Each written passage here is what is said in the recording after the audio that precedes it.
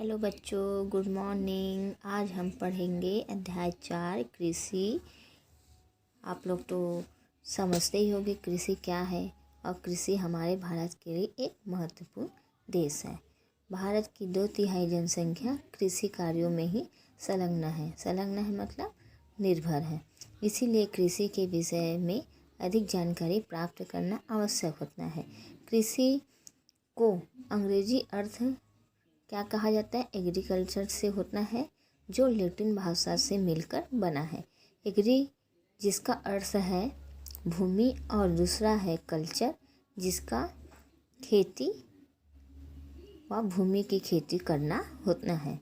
कृषि के वजह से ही 125 करोड़ लोगों को और 13 करोड़ जानवरों को खाना मिल पाता है, जिसकी वजह से हम जीवित रह पाते हैं। यही नहीं, आज ढेर सारे उद्योग भी ऐसे हैं जो अपने कच्चे माल के लिए कृषि पर आधारित हैं। ऐसे उद्योग को कृषि पर आधारित उद्योग भी कहते हैं, जैसे कपड़ा मिल, चीनी मिल आदि। आज भारत गन्ना और चाय का सबसे बड़ा उत्पादक है। जूट, बाजरा और सिल्क का दूसरा सबसे बड़ा उत्पादक क्या है? भारत है। और तंबाकू का तीसरा सबसे बड़ा उत्पादक भारत में हो रहा है। भारत के जीडीपी में कृषि 16% लगभग योगदान है। भारत का योगदान कितना है? 16%। क्योंकि भारत के कुछ कृषि आधारित सामग्री को बाहर भी भेजा जाता है और इसे गहराई से समझना जरूरी है। आज इसे गहराई से समझना क्यों जरूरी है? निम्न बिंदुओं को हम आगे चर्चा करते हैं। सबसे पहले कृषि के प्रकार, सेकंड है शस्य प्रारूप, जो मुख्य फसलों के बारे में देखेंगे। थर्ड है प्रौद्योगिकी और संस्थागत सुधार, कृषि की राष्ट्रीय अर्थव्यवस्था, रोजगार और उत्पादन में योगदान। पांचवा है खाद्य सुरक्षा, जैसे कि एग्जाम्पल नोट। क्या आप सभी बच्चे जानते हैं औसतन एक किसान 5 एकड़ भूमि का कृषि के लिए प्रयोग करता है। 5 एकड़ भूमि कृषि के लिए प्रयोग करता है, जबकि इतने बड़े भूमि पर एक क्रिकेट का स्टेडियम बनाया जाता है। पहले कृषि के प्रकार। कृषि हमारे देश के प्राचीन आर्थिक क्रिया है। समय के साथ जैसे जैसे तकनीक और वातावरण में बदलाव आया है, वैसे वैसे कृषि करने की पद्धति भी बदलती रही है। आज भारत में मुख्य रूप से 3 पद्धति पालन किया जा रहा है: प्रारंभिक जीवन निर्वाह कृषि, गहन जीविका कृषि, वाणिज्यिक कृषि। प्रारंभिक जीवन निर्वाह कृषि किसे कहा जाता है? प्रारंभिक जीवन निर्वाह कृषि भूमि के छोटे टुकड़ों को आदिम कृषि औजारों जैसे लकड़ी का हल, दाव और खुदाई करने वाली छड़ी तथा परिवार अथवा समुदाय की मदद करना प्रारंभिक जीवन निर्वाह कृषि के अंतर्गत आता है। इसकी फसल से उस किसान के परिवार की ज़रूरतों को पूरा किया जाता है। इसकी फसल पर्यावरणीय फसल पर टिका हुआ है। यह प्रायः झूम खेती की पद्धति का प्रयोग करते हैं। यह फिर कर्तन दहन प्रणाली का प्रयोग भी कहा जाता है। कर्तन दहन प्रणाली क्या होती है? आपको समझ में नहीं आया होगा, उसको हम डिटेल में समझते हैं। जब किसान जमीन के टुकड़े को साफ करके उन पर अपने परिवार के भरण पोषण के लिए अनाज और अन्य खाद्य फसलें उगाते हैं।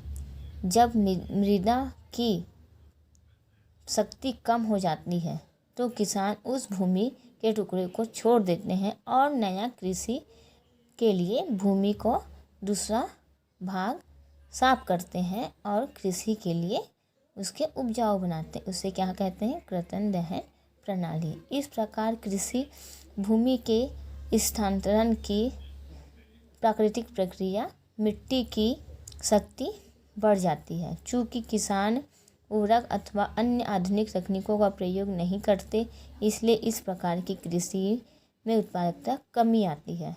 गहन जीविका कृषि। इस प्रकार की कृषि उन क्षेत्रों में की जाती है जहाँ की भूमि पर जनसंख्या का दबाव अधिक होता है, यानी हमें अधिक उत्पादन की आवश्यकता होती है। ऐसे में यहाँ अधिक उत्पादन के लिए अधिक मात्रा में जैव रासायनिक निवेशों की सिंचाई का प्रयोग किया जाता है। वाणिज्यिक कृषि, इसके तहत जितने भी फसल उगाए जाते हैं सभी बाजार में बेचने के उद्देश्य से उगाई जाती है। अधिक पैदावार देने वाले बीजों, रासायनिक उर्वरकों व कीटनाशक के प्रयोग से उच्च पैदावार प्राप्त करने या इसका मुख्य उद्देश्य है। हरियाणा और पंजाब में चावल एक वाणिज्यिक फसल माना जाता है। कहाँ? हरियाणा और पंजाब में। रोपण कृषि किसे कहा जाता है? जब एक बड़े क्षेत्र पर एक ही प्रकार की खेती की जाती है तो उसे क्या कहा जाता है? रोपण कृषि कहते हैं। इसे प्रायः कच्चे माल के लिए तैयार किया जाता है, जैसे गन्ना, रबर, चाय, कॉफ़ी, ये सभी कहाँ जाती है? फैक्ट्री जाके शक्कर, ये सब चीज़ बनाया जाता है। मौसमी फसलें किसे कहा जाता है? रबी, खरीफ, जायद, ये सभी क्या है? मौसमी फसलें। रबी फसलें वह फसल जिसमें शीत ऋतु यानी अक्टूबर के दिसंबर के मध्य बोया जाता है और ग्रीष्म ऋतु में अप्रैल से जून के मध्य काटा जाता है, जैसे गेहूँ, जौ, मटर, चना और सरसों आदि। खरीफ फसलें वह फसल जिसे मानसून की पहली बारिश में यानी जून और जुलाई में बोया जाता है, उसे क्या कहा जाता है? खरीफ फसल। और सितंबर अक्टूबर में उसे काटा जाता है। चावल, मक्का, ज्वार, बाजरा, अरहर, मूंग, कपास, जूट, मूंगफली और सोयाबीन, उड़द इत्यादि।